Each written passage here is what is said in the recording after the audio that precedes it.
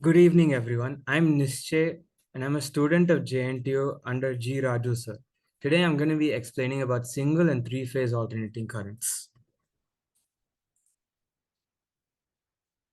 Now, before we get to a single-phase alternating current, we're going to need to talk about ideal current and ideal voltage. So, ideal current is the flow of electric charge through an ideal conductor. Now, this ideal conductor does not give any resistance to the circuit because it's an ideal conductor. So that means that there's no loss of energy there's no loss of energy when the current is flowing through this conductor. So that means that the energy is being very efficiently transferred from the source to the load. Now, ideal current will flow continuously and it will not have any fluctuations whatsoever. So that means that the voltage across this circuit will remain constant. Now, ideal voltage is also more or less the same. However, instead of considering current, we're going to be considering voltage. So this ideal power source, it will give out an ideal voltage. So that means that it will not have any sort of losses from any internal resistance or such. Now, this voltage will not fluctuate and it will remain constant throughout the circuit for whatever time the circuit is running again.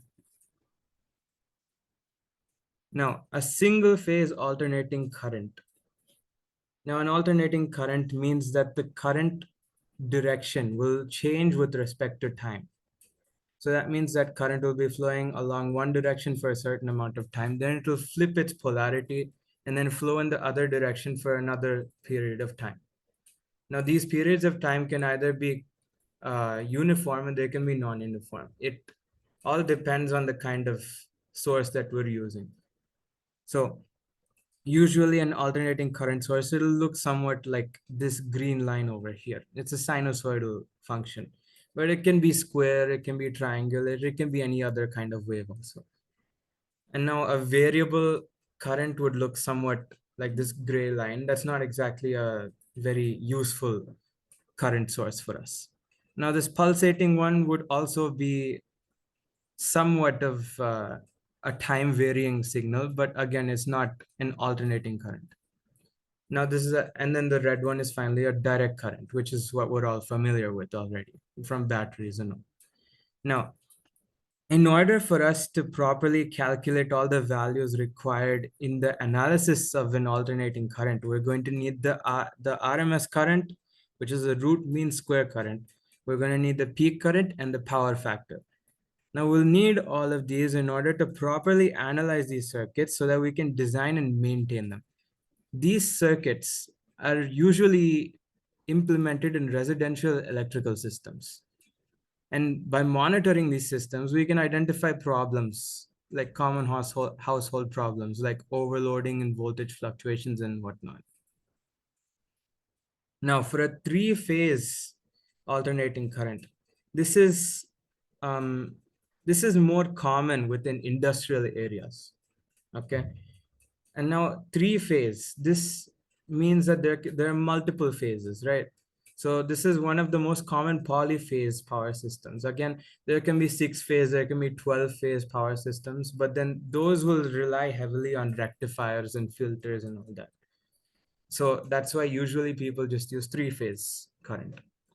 So in this three-phase current, we have three different sources, which all generally give the same voltage, the same magnitude, and the same wavelength. But all of these sources are 120 degrees out of phase with each other. So that means that this blue line, let's say, this blue line is the original alternating current. Okay, that is the first source, I guess. And then the green line. Now this leads the blue line by 120 degrees. This is the second source. And the red line, it leads the green line by 120 degrees. And so that means that it leads the blue line by 240 degrees. Now this is the third current source. In these kinds of three-phase systems, power transmission becomes a lot more efficient because we can get more power than how we would normally get from a single phase system, because instead of just having one current, we're having three currents flowing through it. Now we can easily find the resultant voltage of a three-phase system by representing these three voltages in a phasor diagram.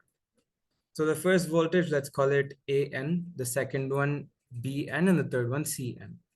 So now instead of taking BN, let's take voltage NB, because if we take voltage BN, then we can clearly see that in this phasor diagram, the resultant vector is going to end up becoming 0.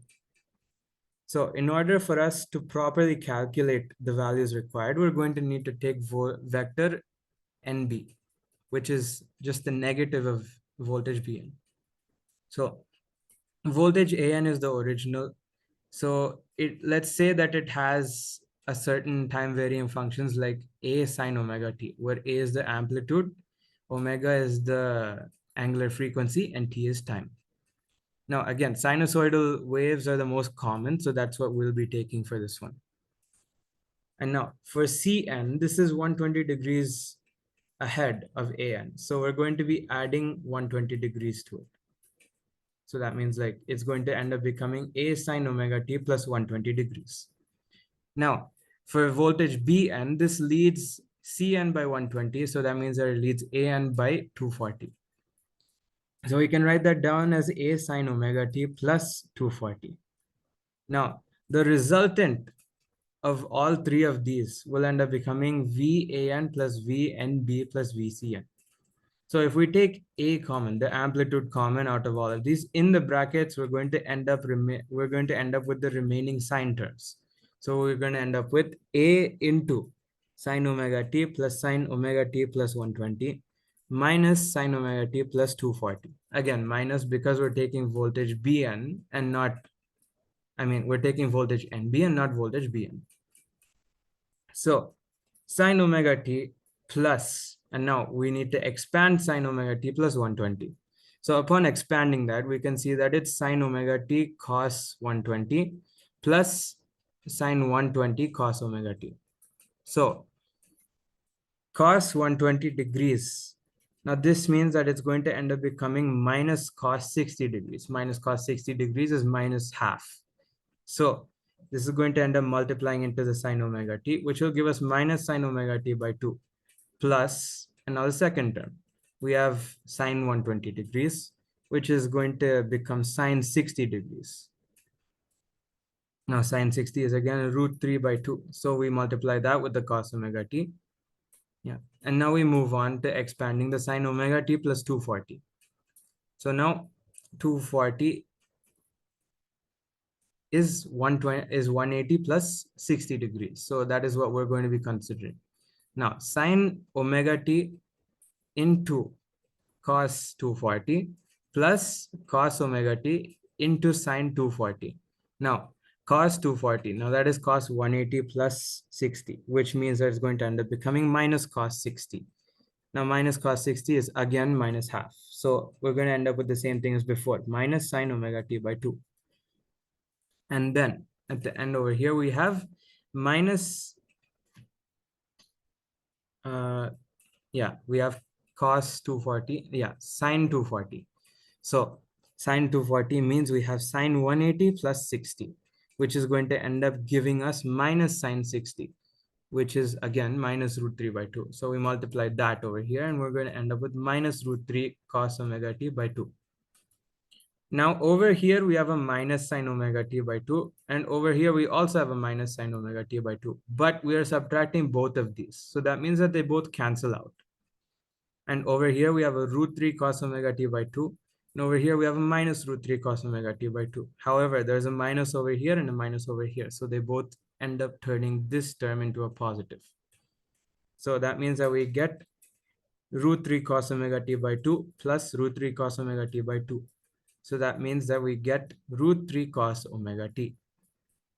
So we're going to end up with with the resultant becoming A sine omega t plus root 3 cos omega t.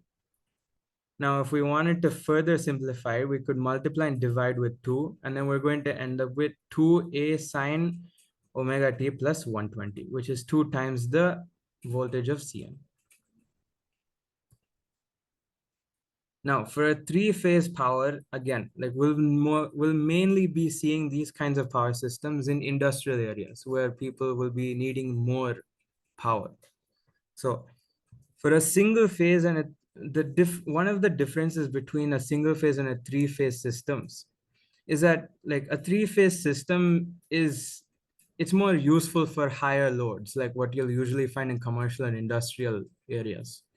Single phase systems, they're used more when you have one of the more typical loads, like just lighting or fans or heating or whatnot, instead of large motors that we're going to be needing in industrial areas. Now, the other one, one of the other differences between three phase and single phase is the consistency of power delivery. Now, for a three-phase power system, at no point will you ever find that the incoming voltage will become negative, will become zero. I mean, because you see, there's always a certain kind of there's always a certain voltage which is being applied. Like, I mean, each of these will be crossing the x-axis, but not all at the same time, as you can see. So that means that the voltage at any instant for a three-phase power system will never be zero. Okay, the total instantaneous power will always remain constant. Now, this is an advantage for motors and other kinds of rotating parts because the torque on the rotor will be a lot more constant than if we use a single phase source. So that means that there's going to be a lot less vibration for these motors. So that means that this kind of power is going to be supplied at a steady and constant rate as compared to a single phase power system. Thank you.